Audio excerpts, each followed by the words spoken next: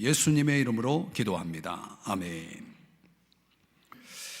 자, 오늘 누구를 비방하는가 라는 제목입니다. 영적 리더의 자리에 있는 사람들은 종종 이런 경우를 만나는데요, 여러 가지 문제들이 막 두세 가지가 한꺼번에 밀려오는 그런 일들을 경험할 때가 참 많이 있습니다. 근데 한 위기를 해결하면 또 어느새 다른 위기가 또 찾아와 있는 것을 봅니다. 왜 그럴까요? 왜 이런 문제들이, 어떤 시험들이, 위기가 왜 이렇게 찾아오는가? 그것도 자주, 어떤 경우에는 한꺼번에 여러 가지가 함께 이렇게 밀려올 때가 있는데 왜 그런가? 그 성경적으로 그 답을 찾아보면 사탄이 아주 분주하게 일하고 있기 때문이다. 사탄의 속성이 뭡니까? 베드로전서 5장 8절 9절의 말씀에 보면 대적 마귀가 우는 사자같이 두루 다니며 삼킬 자를 찾나니. 이 마귀가 싫어하는 사람 누구겠습니까? 이 영적인 리더들을 더 싫어하겠죠. 영향력 때문이라도 어떻게든 그들을 삼키려고 여러 가지 그 틈을 노려서 그 영적 사역자들을 넘어뜨리려는 그런 사단의 역사가 있는 것입니다. 그래서 믿음을 굳게 하여 그를 대적하라, 이렇게 9절에 그를 대적하라라고 말하고 있는 거죠. 영적 전쟁, 영적 싸움에서는 믿음이 필요하고 또 우리가 예수의 이름으로 그를 대적하면 물러가는 줄 믿으시기 바랍니다. 우리가 예수의 이름으로 물리쳐야 되는 거예요. 사탄의 그 역사가 쉼 없이 이루어지고 있다는 거죠. 어떻든 공격 대상만 있다면 삼킬 자를 발견하면 주저없이 덤벼드는 대적 마귀가 있기 때문에 그렇고, 또 하나는 인간의 본성이라고 하는 죄성이 작용하고 있기 때문이다. 인간 마음속에는 끊임없이 하나님의 거룩한 뜻에 대해서 반발하는 그런 저항심이 항상 작용합니다. 그래서 갈라디아서 5장에 보면은 너희는 성령을 따라 행하라, 그리하면 육체의 욕심을 이루지 아니하리라. 17절 자막의 내용을 한번 같이 읽어볼까요? 시작. 육체의 소욕은 성령을 거스르고 성령은 육체를 거스르나니 이들이 서로 대적하므로 너희가 원하는 것을 하지 못하게 하려 함이니라. 그러니까 원하는 것을 하지 못하게 만드는, 우리 안에서 어떤 그런 충돌이 계속해서 일어나고 있는 거죠. 내 내적 싸움이 또 외부로부터 사탄의 어떤 공격이 있고 또 내 안에서의 공격이 또 있는 거죠. 내 안에 있는 죄성이 그런 것들을 계속 나의 그 약한 부분들을 계속 집요하게 공격해서 나를 넘어뜨리는, 하나님의 뜻을 거스르는 그런 죄성의 작용이 있다는 것입니다. 이 안팎으로 나를 넘어뜨리려는 이런 역사들이 있기 때문에 우리는 항상 성령의 인도를 따라야 하고 주의 도우심이 필요하다는 거죠. 그렇지 않으면 우리가 싸울 수가 없어요. 이길 수가 없어요. 계속 전진할 수가 없는 겁니다. 오늘 성경에 보면 이스라엘 백성이 앞서 그 원망 사건이 일어나고 그 문제가 수습이 되는가 싶더니 또 곧바로 문제가 발생이 되는데, 이 문제는 리더들 간에 벌어진 문제예요. 근데 교회 안에 어떤 리더십의 위치에 있는 사람들이 참 이 12장을 잘 봐야 되는데, 이런 말씀을 들어야 될 사람들은 꼭 이 자리에 없단 말이에요. 영적인 것이기 때문에 여튼 사단이 우리가 믿음은 들음에서 나는데 들을 수 없게 만드니까 믿음이 안 생기죠. 하나님의 역사가 있습니다. 리더십에 들어간 사람들은 영적으로 많은 시험들이 옵니다. 12장 1절에 보면은 모세를 비방하니라 그랬어요. 그 모세를 비방한 사람들이 누구냐면 모세와 가까이 있는 이스라엘의 리더십이라고 할 수 있는 아론과 미리암이었다는 거죠. 적은 멀리 있지 않고 가까이 있는 사람들이 적이 될 수가 있는 거죠. 모세와 아론과 미리암은 사실 이스라엘 민족을 출애굽하고 또 가나안 땅으로 이끄는 리더십의 한 팀이죠. 그래서 미가서 6장 4절 말씀에 보면은 이렇게 말씀합니다. 내가 너를 애굽 땅에서 인도해 내어 종 노릇하는 집에서 속량하였고 모세 아론과 미리암을 네 앞에 보냈느니라. 그러니까 이스라엘을 속량하는 데 있어서 출애굽하는 역사를 위해서 하나님이 세 사람을 보냈다라고 하면 모세만 보낸 게 아니라 아론과 미리암도 함께 보냈다. 팀인 거죠. 근데 우리가 잘 아는 대로 출애굽기 2장에 보면 미리암은 모세의 누나입니다.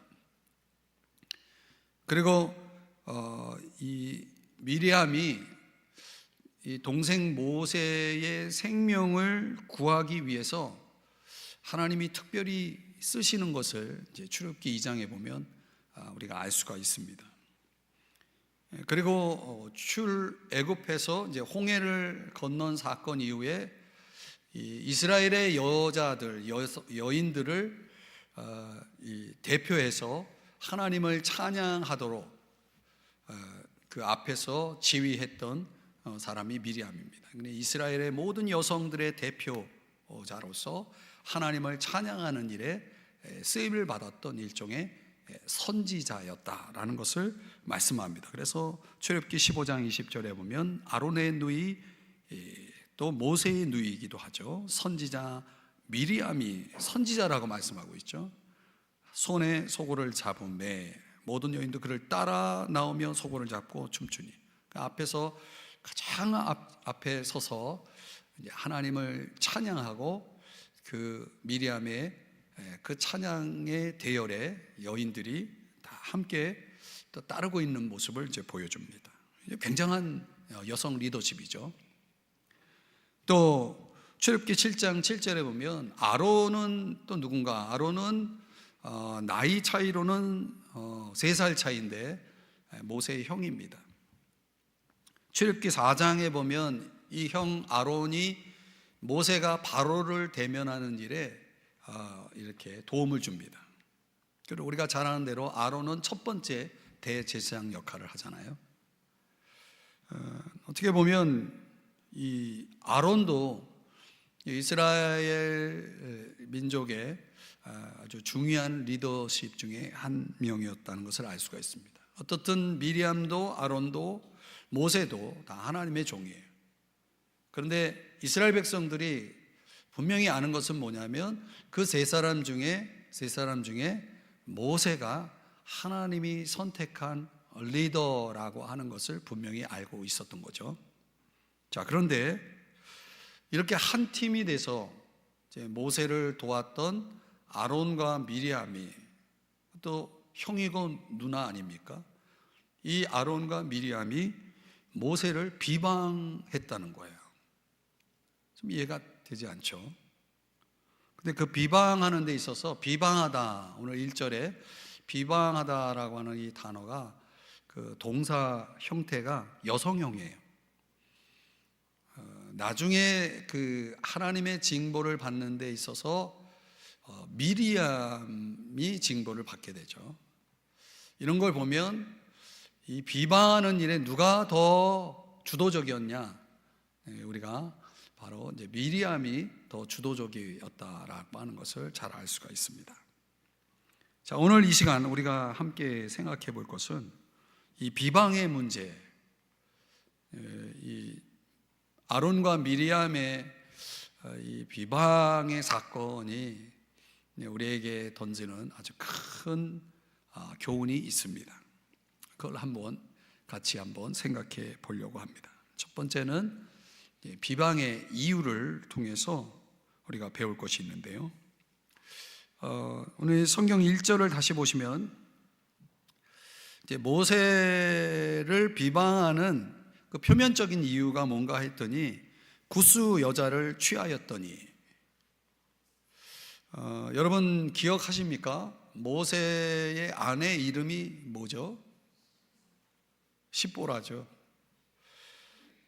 그러면 여기서 말하는 구스 여자는 또 누가 십보라를 가리키는가? 그렇지 않습니다. 이미 십보라는 세상을 떠났고, 구약 학자들은 여기에 소개하고 있는 구스 여자는 새 아내입니다. 재혼을 한 거죠. 그런데 표현하기를 이름은 밝히고 있지 않고 그 문제를 삼는 그 주 이유를 구스 여자, 영어로는 쿠시라고 하는 단어를 쓰는데, 그걸 킹 제임스 버전에서는 에디오피아 여자 이렇게 잘못 번역을 했어요.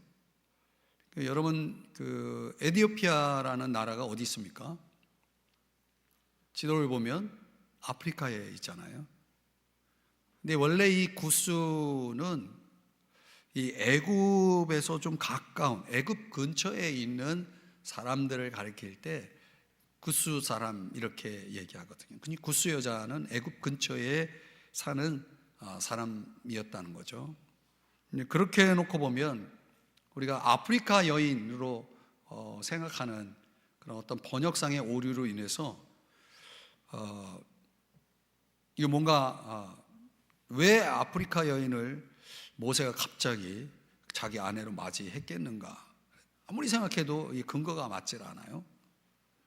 성경이나 성경 외 자료에 근거할 때에 함의 후손으로 킹 제임스 버전은 보고 있는 거거든요. 그런데 우리가 함과 그리고 그 후손들이 니그로라고 얘기를 하죠. 좀 안 좋은 표현인데, 흑인이라고 그 어떤 내용상 그 견해를 뒷받침해 줄 증거가 전혀 없다는 거예요.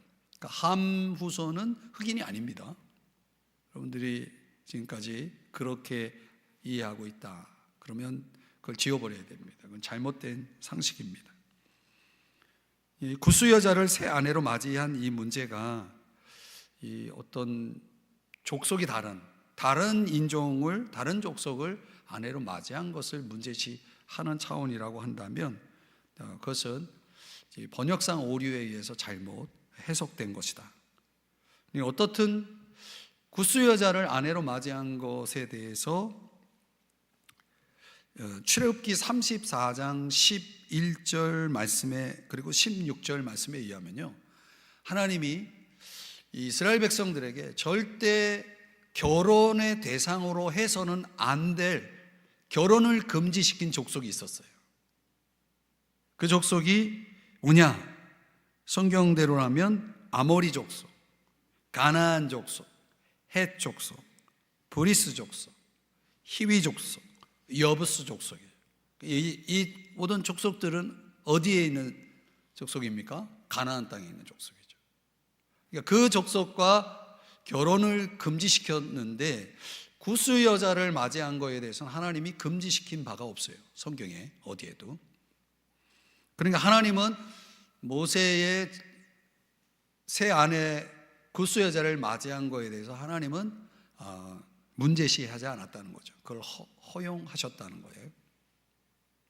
근데 하나님은 인정을 하셨는데 지금 이 아론과 미리암은 그걸 가지고 비방을 하는 겁니다. 하나님은 인정하고 있는데 이건 잘못됐다라고 비방을 하고 있는 것입니다. 이런 경우 많죠. 하나님의 뜻과는 다른 차원에서 우리가 누군가를 비방한다라고 한다 그러면 이런 경우라고 할 수 있겠습니다. 그런데 사실 비방의 실제적인 이유는 구스 여자에게 있지 않습니다. 우리가 2절 말씀을 같이 한번 읽어보겠습니다. 자막을 보면서 같이 시작. 그들이 이르되 여호와께서 모세와만 말씀하셨느냐 우리와도 말씀하지 아니하셨느냐 하매 여호와께서 이 말을 들으셨더라. 실제적 이유가 뭐냐면 왜 모세만 그렇게 중요시 되어야 하느냐, 왜 모세의 영향력만 중요한가, 왜 모세만 높은 위치에 있어야 되느냐, 왜 하나님이 모세와만 말씀했느냐 우리와도 말씀하지 아니했느냐. 이게 뭘 얘기하는 거예요? 그 영향력에 대한, 모세의 지도력에 대한 불만을 이유로 들고 있는 거 아니겠습니까? 왜 이렇게 민감하게 어떤 지도력에 대한 이런 불만을 토로하고 있는가? 앞서 70명의 장로들을 세우고 그 모세가 집중되어 있는 모든 사역들을 분담하는 일들을 할 때에 그 70명의 장로, 엘더들에게 뭐가 임합니까? 성령이 임하니까 이 아론과 미리암이 볼 때에 자기들의 입지가 뭔가 위축된다라고 하는 그런 압박을 받았을 수도 있습니다. 그러니까 자신들의 권위에 대한 위협을 느낀 나머지 이거 가만히 있으면 안 되겠다, 우리가 나서야 되겠다라고 하는 그런 차원으로 지금 이런 일을 벌이고 있는지도 모르겠습니다. 중요한 거는 그 모세의 권위에 대한, 또 모세를 향한 하나님의 뜻에 대해서 그들이 의문을 제기하면서 원망과 비방을 지금 하고 있다는 것입니다. 그런데 이런 실제적인 이유도 있지만 이걸 더 깊이 들어가 보면 결국 아론과 미리암의 내면에 자리 잡고 있는 죄성이 지금 이 일들을 지금 벌이고 있는 거죠. 그 죄성이 뭡니까? 마음의 시기죠. 시기, 질투.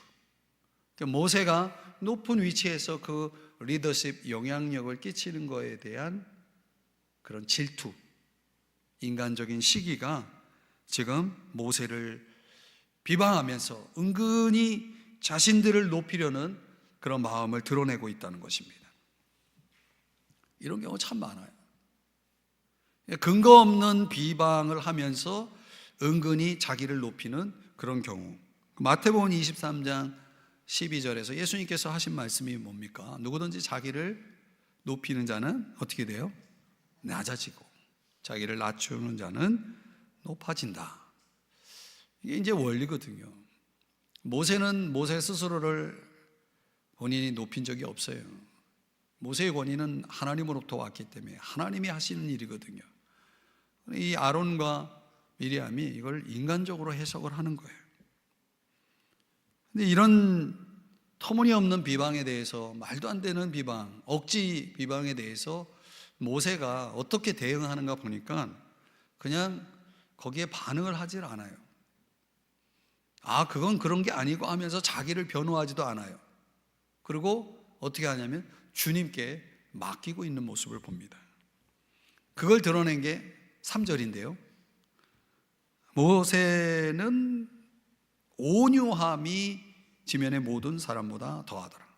그러니까 모세가 그 형 아론과 누나 미리암이 자기를 비방해 올 때 그 말도 안 되는 거짓된 그런 고소로 비방해 올 때 거기에 대응하지 않고 하나님께 맡겼다. 그걸 드러낸 단어가 온유함이라는 단어입니다. 참 온유함이라는 건 굉장히 중요한 단어인데요. 히브리어로는 아나부어라는 단어를 씁니다. 그 본뜻은 절제된 능력을 가리킵니다. 절제된 능력, 힘, 잘 조절된 능력이죠. 그러니까 힘이 있지만은, 온유라고 하는 것은 약함이 아니라 힘이 있지만, 아주 강한 힘이 있지만 그걸 통제하는 겁니다. 조절하는 거죠. 누구에 의해서? 참 주인이신 하나님에 의해서 조절하는 거죠. 그걸 잘 컨트롤을 하는 것입니다. 그러니까 모세의 그 특징이 뭐냐면, 지면의 모든 사람보다 온유했다라고 한다면, 평소에 자기를 내세우지 않고 얼마나 자기를 부인하는 그런 삶을 살았는지를 이 단어 속에서 그 의미를 설명해 주고 있는 거죠. 이거는 하루아침에 되는 게 아닙니다. 얼마나 하나님 앞에서 자기 훈련이 잘 되어 있느냐, 이런 게 참 중요하거든요. 가만히 보면 교회 안에서 결국 이런 하나님과의 관계 속에서 얼마나 그 사람이 다듬어지고 훈련됐느냐를 드러내는 사건들이 너무 많이 일어나요. 그러니까 하나님 앞에서 정말 성실하게 자기를 겸손히 드리는 사람들과 하나님을 정말 신뢰하면서 사역하는 사람과 그렇지 않은 사람들의 차이가 교회 안에서는 분명하게 드러납니다. 그런 게 참 있어요. 저도 이제 지방의 임원으로 이제 가서 일을 하면서 참 이런 거를 또 설교상에서 제가 얘기하는 게 좀 부끄러운 얘기지만, 참 이렇게 보지 말아야 될 그런 일들을 자꾸 보게 되니까 그런 게 있는 것 같아요. 참 실망스럽다, 이렇게 이런 거, 사람에 대한 실망 같은 거. 근데 우리가 이렇게 볼 때에는 평상시에는 모르는데 어떤 결정적으로 어떤 일이 벌어졌을 때 그게 딱 그 사람의 캐릭터가 온유함이 있는지 없는지가 확 드러나는 거죠. 그러니까 미리암과 아론의 이 비방의 문제는 결국은 하나님이 그 각 사람에게 원하시는 모습이 있음을 망각하고 일종의 비교의식에 의해서 마음속 내면의 죄성이라고 하는 질투라는 죄성을 드러내는 데서 비롯된 것이다, 이런 거죠. 그러니까 하나님은 어떤 상황을 통해서, 환경을 통해서 내 안에 있는 이런 잘못된, 하나님이 원하지 않는, 기뻐하지 않는 내 속에 있는 뭘 드러냅니까? 죄성을 드러내는 일들을 하시는 거예요. 근데 그 죄성을 사탄은 공격 대상으로 삼고 나를 넘어지게 하는 대로 삼고, 하나님은 그걸 통해서 나를 다시 깨시고 부수시고 다시 새롭게 빚으시려고 하는 그런 차원의 그 훈련, 그런 차원으로 그걸 사용하시는 거죠. 여러분, 우리는 다 하나님의 걸작품 아닙니까? 그렇죠? 하나님의 작품이잖아요. 다 우리 각자가 하나님 앞에서 우리의 모습들, 하나님이 원하시는 모습들이 있는 거예요. 근데 오늘 우리는 하나님 앞에서 나를 보려고 하지 않고 자꾸 다른 사람을 보면서 나를 보려고 해요. 다른 사람 앞에 나를 보려고 하니까 자꾸 내가 하나님의 그 본래 가지고 계신 그런 뜻을, 계획들을 우리가 망각하면서 이렇게 이와 같은 그런 일들을 벌이는 경우가 많이 있는 거죠. 언제나 우리가 주님 앞에서 살아야 되고, 또 항상 무슨 일을 하든지 다 주 예수의 이름으로 하면서 정말 그분 앞에서 정직하게 나를 내어 드리면서 우리가 가야 됩니다. 그렇지 않으면은 이런 일들이 엄청나게 많이 됩니다. 이 민수기 12장의 사건은 오늘날 이 한국교회 안에 엄청나게 많이 일어난 사건이, 너무나 자주 일어난 사건이거든요. 그런데 이런 깊은 내면의 어떤 잘못된 것들을 드러낼 수 있도록 내가 어디가 아픈지를 알아야 치료를 받을 거 아닙니까? 그렇죠? 그 정밀한 하나님의 어떤 수술이 이루어지는 그런 일들이 이제 우리 안에 종종 일어난다는 거죠. 특별히 리더십에 있는 사람들을 하나님이 그렇게 다루십니다. 자, 그런데 오늘 두 번째로 이런 이 비방의 문제를 이제 어떻게 해결할 수 있느냐? 오늘 성경에는 두 가지를 보여줍니다. 첫 번째는 하나님의 직접적인 개입입니다. 우리가 다른 건 몰라도 리더십과 관련된 문제는 하나님 직접 개입을 하십니다. 여러분이 그 원리를 잘 이해를 하셔야 되는데요. 하나님은 미리암과 아론의 속을, 내면을 깊이 보았던 거죠. 그들 안에 사악한 동기가 있다는 것을, 그 비방에 잘못된 동기가 있다는 것을 하나님은 아시는 거죠. 사람들은 모르지만 하나님은 아시는 거죠. 그래서 그 죄가 다른 사람들에게 영향을 끼치지 않도록 신속하게 하나님이 개입을 하셨다. 그래서 오늘 성경에 12장 4절 5절을 한번 보시면요, 여기 갑자기라는 단어가 있잖아요. 이게 하나님이 얼마나 급하셨는지를 보여줍니다. 여호와께서 갑자기, 평상시에 하나님의 이 리액션이 아닙니다.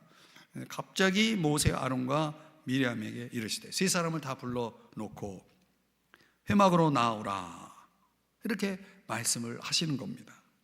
그리고 5절에 보니까, 자, 5절은 같이 읽겠습니다. 시작. 여호와께서 구름 기둥 가운데로부터 강림하사 장막문에 서시고 아론과 미리암을 부르시는지라. 그 두 사람이 나아가며, 세 사람을 불러놓고 두 사람을 더 가까이 불러 세우십니다. 그런데 여러분, 여기서 흥미로운 건 뭐냐면, 우리가 1절에서는 순서가 미리암, 아론, 모세입니다. 나이 순으로 소개를 합니다.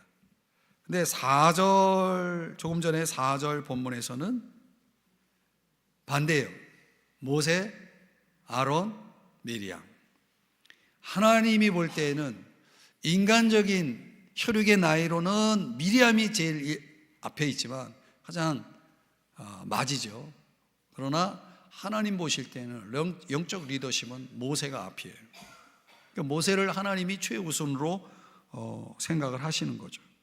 그런데 그 하나님의 권위, 하나님이 세우신 권위를 도전하는 이 급박한 문제를, 이 지도력의 분열에 대한 이 상황을 하나님이 이제 매우 심각하게 생각을 해서 하나님이 직접 아론과 미리암에게 그걸 가르쳐 주십니다. 6절이야 8절에 보면 너희 중에 선지자가 있으면 하면서 환상으로 나를 알리기도 하고 꿈으로도 그와 말하기도 하거니와. 그러니까 지금 아론과 미리암은 하나님이 어떻게 대하냐면 환상과 꿈으로 대합니다. 그런데 7절에 보니까 내 종 모세아는 그렇지 아니하니 그는 내 온 집에 충성함이라. 8절을 보시면 그와는 내가 대면하고 명백히 말하고 은밀한 말로 하지 아니하며 그는 또 여호와의 형상을 보거늘. 아론과 미리암에게도 하나님은 말씀을 하시는데 어떤 방식으로? 환상과 꿈으로 말씀을 하시는 거예요. 그런데 모세는 그렇게 안 하고 대면을 하신다는 거예요. 직접 명백하게 말씀으로 모세를 대하고 있음을 이렇게 비교를 하는 거예요. 그런데 너희들이 어찌하여 내 종 모세를 비방하기를 두려워하지 아니하느냐, 이렇게 말씀을 하는 거죠.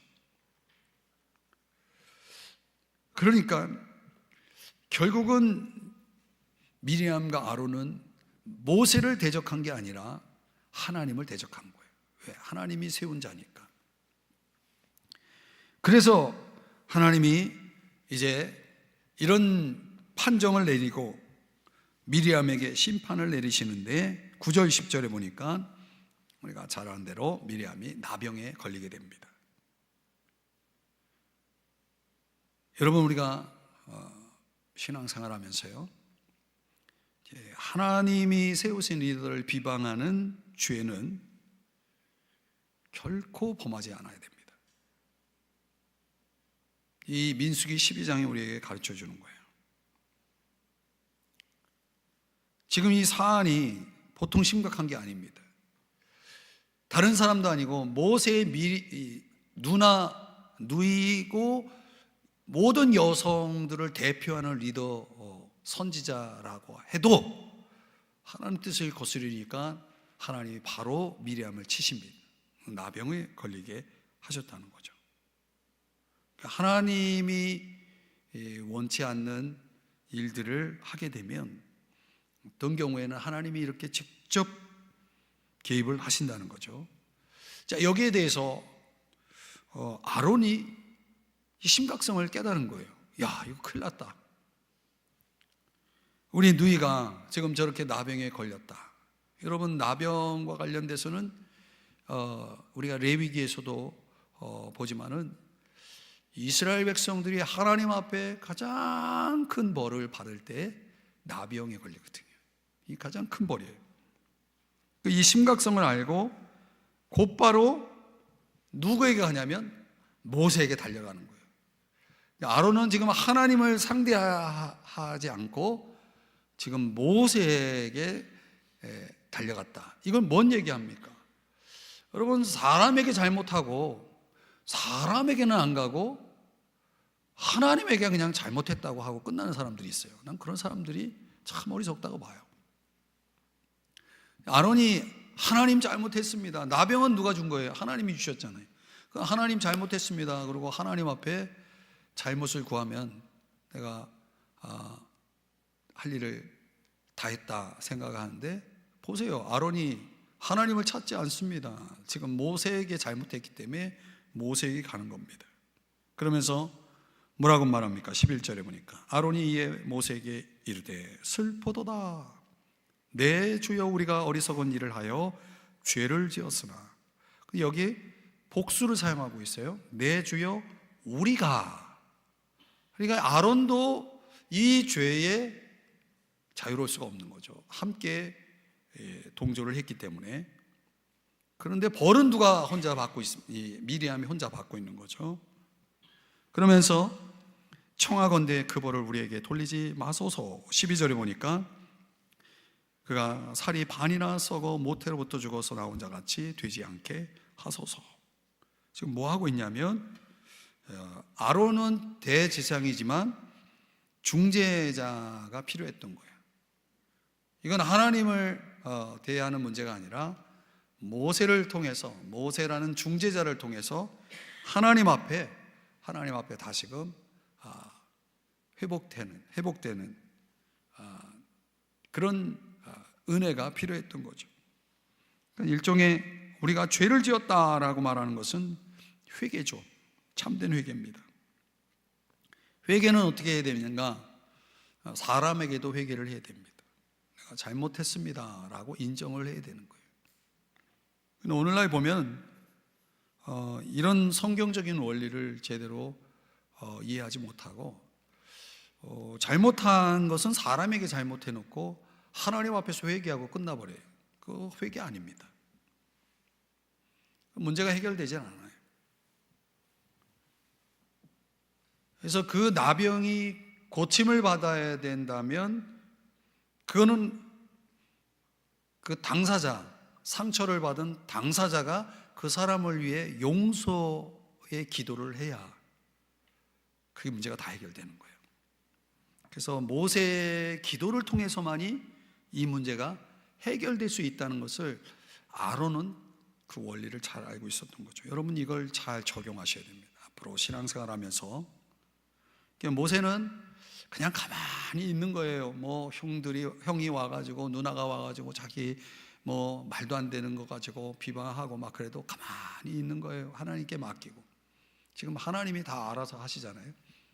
근데 지금 형이 와가지고 우리가 잘못했으니까 제발 용서해 다오, 하나님께 기도해 다오 하니까 모세가 이제는 침묵하지 않고 뭐 합니까? 기도를 드리는 거예요. 13절에 보니까 다 같이 읽어봅니다. 시작. 모세가 여호와께 부르짖어 이르되 하나님이여 원하건대 그를 고쳐 주옵소서. 모세가 기도하니까 이제 문제가 해결되는 거죠. 이 비방의 문제는 하나님이 개입했고 아론이 회개했고 그리고 모세가 중보기도, 도고기도를 함으로 그 모든 것이 해결되었다. 그러니까 때로는요, 우리의 삶에 일어나는 어떤 일들은 중보 기도를 통해서만이 해결되는 경우가 있어요. 이 모세의, 제가 말하는 도고기도, 모세의 도고기도만이 이 사건의 문제를 근본적으로 해결할 수 있는 마지막 방법이었다는 거죠. 때때로 하나님께서 어떤 문제를 해결하시고자 할 때에 그것을 도고기도, 중보기도라고 하는 그 도고기도가 결정적인 역할을 할 때가 있습니다. 욥기 42장 8절에도 그 욥의 세 친구들이 계속해서 말로 욥을 상처를 줬잖아요. 하나님이 그 세 친구들을 불러다 놓고, 야, 너희들 욥한테 잘못했어. 그거 너희들이 욥한테 한 얘기, 그거 너희들 잘못 알고 있는 거야 하면서 너희들이 욥에게 가서 너희를 위해서 번제를 드리고 내 종 욥이 너희를 위해서 기도하면 내가 너희들을 용서해 줄게. 욥이 기도해야만 하나님이 그들을 용서했다는 거예요.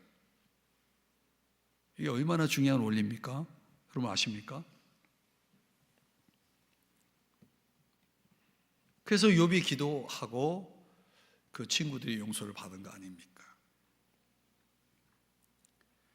어떻게 이 비방의 사건이 해결되었는가, 그 해결의 과정을 딱 정리해 보니까, 아, 그렇구나.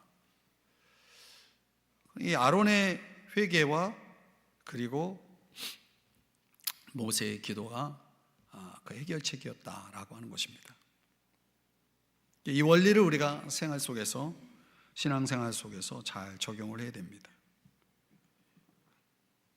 자, 세 번째, 오늘 사건 속에서 우리가 마지막으로 비방의 결과를 보겠습니다. 결과 14절 이하 16절 이제 끝부분의 내용을 보면은, 어떻든 지금 미리암은 나병에 걸렸기 때문에 레위기법에 의하면 레위기 14장 8절을 보면은 그는 어떻든 장막 밖에, 진영 밖에서 7일 동안은 머물러야 됩니다. 깨끗함을 받은 자에 한해서 이제 이미 모세의 기도를 통해서 미리암이 치료를 받았어요. 나병으로부터 고침을 받았고, 그러나 아직 정결함을 받았지만은 바로 진영으로 돌아올 수 없고, 이제 몸을 씻고 나서 7일 동안은 진영 밖에서 일종의 감옥이죠. 거기서 지내야만 했다는 거죠. 그는 14절 이하 16절에서 그런 내용을 말씀하고 있는 것입니다. 1일 동안은 들어올 수 없기 때문에. 그런데 여러분, 지금 이 광야의 여정 속에 불기둥 구름기둥으로 이스라엘 백성들을 이끌어 가고 계시는 하나님께서 만약 그 진영을 거두어서 그들이 이동을 한다면 미리암은 낙오자가 되는 거죠. 하나님이 그 진영을 스탑시키고 더 이상 앞으로 진전하지 못하게 하고 7일 동안 미리암에게 자숙의 기회, 회개의 기회, 그 잘못됨에 대한 깊이 반성할 수 있는 시간을 하나님이 주십니다. 이것이 주는 또 큰 교훈은 뭐냐면, 결국 미리암과 아론의 이 비방의 죄는 이스라엘 백성들을 가나안 땅 여정 속에서 7일이나 멈추게 했다는 것입니다. 앞으로 전진하지 못하게 했다는 거예요. 이걸 영적으로 풀어서 설명을 드리면, 우리가 하나님 앞에 죄를 범하잖아요. 그러면 앞으로 나가지 못합니다. 그 죄의 문제를 수습하고 정리하고 해결하고 그것을 통해서 내가 깊이 다듬어질 때까지 나는 더 이상 앞으로 나아가지 못하는 거죠. 영적 진보가 멈추게 된다는 거예요. 그러니까 우리가 우리 안에 있는 죄성을 다루지 못하면요, 그 사람은 신앙적으로 성장하지 않습니다. 그걸 보여주는 거거든요. 성장하지 못해요.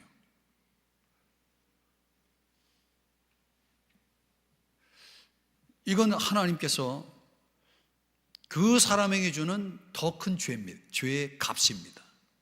성장이 멈춘다는 것은 그 사람에서 큰 죄값입니다. 오늘날 내 신앙이 정체되어 있고 멈춰 있다면 내가 아직도 하나님 앞에서 해결하지 못한 죄가 있기 때문일 수도 있다는 거죠. 저는 이런 사람들이 상당히 많다라고 생각을 합니다. 미리암과 아론이 모세에게 한 말이 뭐냐면, 모세야만 말씀하느냐, 우리와도 하나님이 말씀하지 않느냐라고 이야기했잖아요. 그걸 근거로 하면 사실은 미리암도 아론도 하나님 말씀이 있었던 사람이죠. 근데 미리암과 아론은 성장하지 못했다는 거예요. 왜? 그 안에 있는 죄성을 하나님 앞에 다루지 못했기 때문에, 변화되지 못했다는 거예요. 온유가 없었다는 거죠. 미리암과 아론이 온유가 있었다면 모세의 그 문제를 가지고 그렇게 비방하는 일은 하지 않았겠죠. 또 반면에 모세는 하나님과 말씀을 가지고 교제하는 사람이잖아요. 말씀이 있었고 또 뭐가 있었어요? 온유가 있었다는 거예요. 이 말은 무슨 얘기냐면 모세는 하나님의 말씀을 통해서 자기 훈련이 잘 되었다는 거죠. 성장했다는 거예요. 모세는 성장했고 아론과 미리암은 멈춰 있었고, 그러니까 영적인 레벨이 이렇게 다른 거죠. 그러니까 하나님의 말씀을 똑같이 받지만, 하나님 앞에서 똑같이 하나님 말씀을 듣지만 어떤 사람은 영적으로 성장하고 어떤 사람은 퇴보하는, 멈춰 있거나 퇴보하는 그런 일들이 교회 안에서 벌어지는 거죠. 똑같이 말씀의 은혜를 받고 있어도 그렇습니다. 그러니까 말씀이 우리의 심성을 지배하고 삶을 지배하고 내 사고를 지배하고 내 봉사를 지배해야 그 사람이 영적으로 탁 점프를 하고 도약을 하는데, 그게 내 죄성이 내 안에서 이게 해결되지 않은 사람들은 계속 그걸 나의 성장을 끌어내리는 그런 작용을 하기 때문에 시간이 지나도 변화가 없어요. 오늘 성경은 그걸 보여주는 거죠. 비방의 결과로서 모세는 한 번 더 올라갔고 또 미리암과 아론은 퇴보했다. 저는 이게 하나님의 더 심각한 징계다라고 하는 생각을 지울 수가 없습니다. 이런 원리가 있구나. 교회 안에서 정말 영적으로 잘 세워져 가는 사람들을 보면 하나님 안에서 자기를 잘 훈련시키는 사람이에요. 말씀을 통해서 깊이 묵상도 하고 또 자기를 쳐서 주께 복종시키는, 자기의 생각을 내려놓고 자기의 어떤 주장을 내려놓고 정말 자기를 쳐서 주님 앞에 겸손히 훈련하고 순종하는 이런 모습들을 통해서 계속 다듬어지면서 그 온유함이 점점 다른 사람에 비해서 더 그 땅이, 온유함의 땅이 더 넓어지는 거죠. 그래서 마음이 온유한 자는 복이 있나니 그들이 땅을 기업으로 받을 것이며, 이렇게 주님이 팔복에서 말씀하시잖아요. 지경이 넓어지는 거예요. 자, 오늘 이 말씀을 정리해 보면요, 이 비방의 사건을 통해서 우리가 배우는 통찰은 크게 세 가지다. 첫 번째는 하나님이 나에게 하나님이 세우신 권위를 주셨을 때는 그 권위를 절대 비방해서는 안 됩니다. 비방하면 안 됩니다. 왜냐하면 그 비방의 소리를 하나님이 들으신다는 거예요. 그리고 하나님이 들으실 때는 어떤 경우에는 하나님이 직접 개입을 하십니다. 그래서 굉장히 그 권위에 대한 공격을 하나님은 굉장히 심각하게 받아들이십니다. 그래서 히브리서 13장 17절에서 뭐라고 말씀하냐면 너희를 인도하는 자들에게 순종하고 복종하라. 왜냐하면 너희 영혼을 위하여 경성인다는 것은 깨어있는 사람을 얘기하거든요. 기도로 깨어있는 사람들, 너희 영혼을 위해서 그렇게 깨어 기도하며 애쓰는 자들로 하여금 즐거움으로 그 일을 하게 해야지 자꾸 근심하게 만들면 그건 너희에게 유익이 없다 그랬어요. 이게 참 중요한 말씀입니다.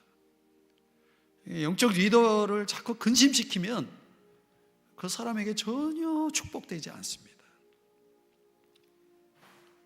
근데 이거를 참 모르더라고요. 제가 이제 지방에서 일하면서 이런 게 정말 훈련이 안 돼 있는 사람들이 지방에 와가지고 일을 하니까 막 문제들이 막 일어나는 거예요. 정말 유익되지 않는 그런 일들을 너무 많이 하는 거예요. 참 너무 실망스럽고 그렇다는 거죠.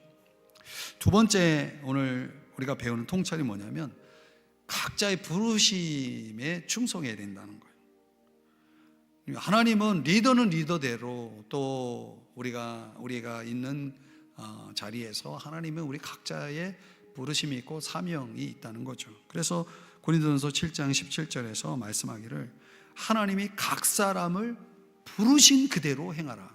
부르신 대로 행하면 되는 거예요. 다른 사람과 전혀 비교할 게 없어요. 비교 대상도 안 돼요. 비교하면 안 되는 거예요. 어떤 다른 대상을 향한 시기와 질투라는 것은 비교에서 오는 거잖아요. 이건 비교할 게 아니고 하나님의 일은 절대 비교할 게 아니라는 거죠. 마지막 세 번째는 우리가 온유한 사람이 되어야 된다는 거예요. 마태복음 11장 29절에도 말씀하잖아요. 나는 마음이 온유하고 겸손하니 나의 멍에를 베고 내게 배우라. 그러면 어떻게 된다고 해요? 우리 마음이 쉼을 얻는다고 그랬잖아요. 이걸 여러분이 아셔야 됩니다. 내가 쉴 수가 있어요. 그분에게서 이 온유를 배워야만이 내 마음이 쉼을 얻을 수가 있어요. 여러분, 우리가 신앙생활하면서 내 마음이 쉬지를 못하는 사람들이 있어요. 안타깝죠. 우리가 온유한 사람이 되면 자기 부인이 가능해지고 하나님이 나를 붙들기 때문에 나를 힘들게 하는 사람도 내가 기도로 품을 수가 있게 돼요. 하나님이 그 사람을 다루게 하는 방법이죠. 이게 굉장히 강력한 능력입니다. 하나님이 그 사람을 다뤄야지 내가 다루려고 하면 나도 지치고 힘들고 넘어지고 막 그렇게 되는 거죠. 여러분, 절대 여러분이 사람 못 바꿉니다. 그거 아십니까? 사람이 못 바꿉니다. 어떤 사람은 하나님도 못 바꾸기도 해요. 그런 사람, 센 사람들이 있어요. 하나님도 어떻게 못 하시더라고요. 그런 사람들이 이제 나중에 하나님 앞에 최종 심판을 받을 때 이제 혼이 나는 거죠. 아무튼 오늘 이 말씀, 참 이 말씀 오늘 한 이 예배당이 꽉 차가지고 오늘 이 말씀 들어야 될 사람 다 왔으면 좋겠다 기도했는데 참 이런 말씀을 사람들이 들을 기회를 놓쳐요. 그래서 하여튼 오늘 말씀 여러분 잘 새기시고 하나님이 나에게 뭐라고 말씀하셨는지를 잘 분별하시고 하나님 앞에서 지혜롭게 살아가기를 원합니다. 여러분의 마음속에 비방의 영이 사탄이 여러분을 넘어뜨리려는 괴략으로 사용하지 못하도록 여러분들이 오늘 이 문제를 잘 다루시기를 축복합니다. 기도하겠습니다. 하나님 아버지, 오늘 이